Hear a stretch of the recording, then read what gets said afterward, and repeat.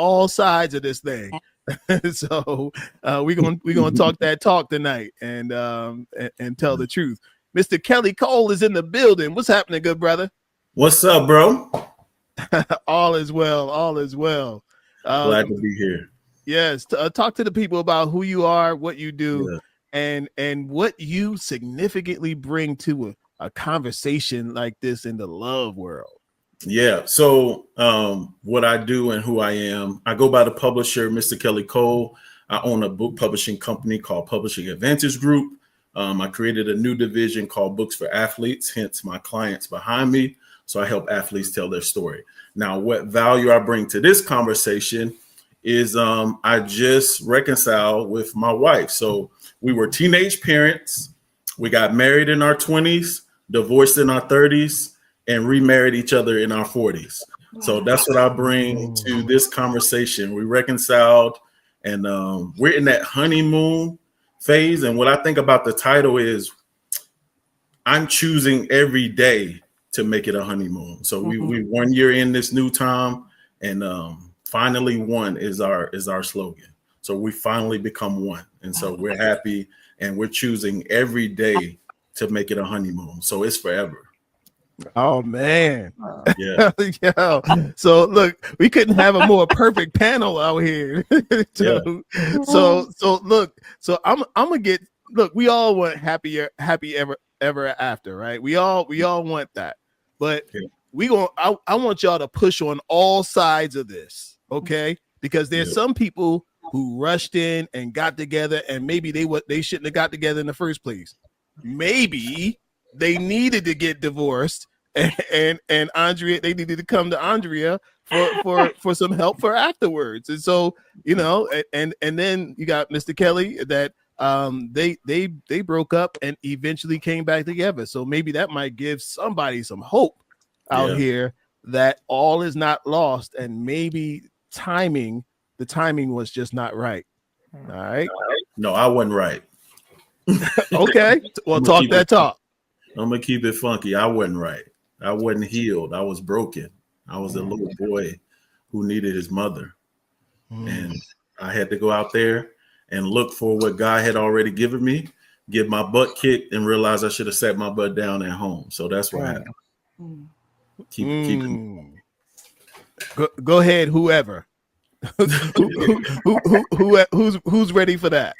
I think that's powerful. I mean, to own that is beautiful, and to recognize the stages that you and your wife went through, and starting young and developing as young adults and having your challenges, but recognizing that you had all that you needed in that person, and to put your pride aside, right?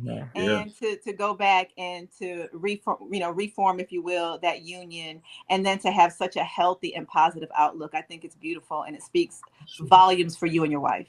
Absolutely. Yeah, because we were babies. We were babies when we got married. We were babies having babies and babies married. Both broken, both young. Really no real support, and didn't know anything. So here I was, and here's the crazy. I don't know how deep we're gonna go fast, but here we had our son. She was 17, I was 19. We dated for a year, broke up. I started dating another young lady. I started wanting to raise my son. So I said, I'm going to get married. I left this relationship with this young lady, decided to get married. The week I'm getting married, I get a call from the other young lady saying that she's pregnant. I'm still in love with the other young lady and deciding to get married. Wow. You had what they call ghetto twins. Bruh. Well, my son at the time, my son was already one. But yeah, it was just a mess, bro. I was just young, bro. I was broken, and like I said, had a sex addiction. I was molested by my auntie. So I had all of these things going on, being ripped away from my mother. So I had a mother issue, mother wound. So it was just a lot going on. So I had to go through in order to heal, in order to get to this side. And the whole time she was there. Yeah, man, powerful. We're gonna get into all of that. because I definitely want to get into this this side of the healing, right? But I want to kind of start with this honeymoon phase. What is it that makes a honeymoon phase so exciting?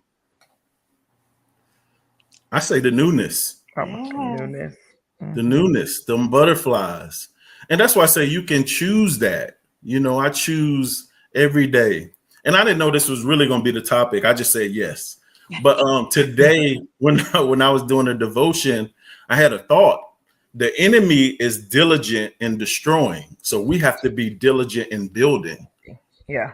So we have to be just as diligent every single day to build up the relationship, to build up the marriage. Because guess what? The enemy ain't taking no breaks. Yeah. Any chance he can get you to get off that honeymoon phase, guess what? He's trying to knock you off of it. So you have to be choosing and be diligent in staying in that place, I feel. Yeah, and I think that's a good point, because we have to be intentional in our relationships.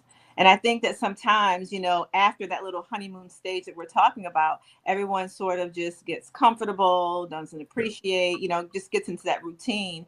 And the reality is, really with anything in life, we have to be intentional and just pursuing it to our fullest, to our best. And unfortunately, sometimes in relationships, you know, we've all may have been guilty in that in some way or other. We kind of just, you know, take our eyes off of the bigger goal. For sure. Yeah.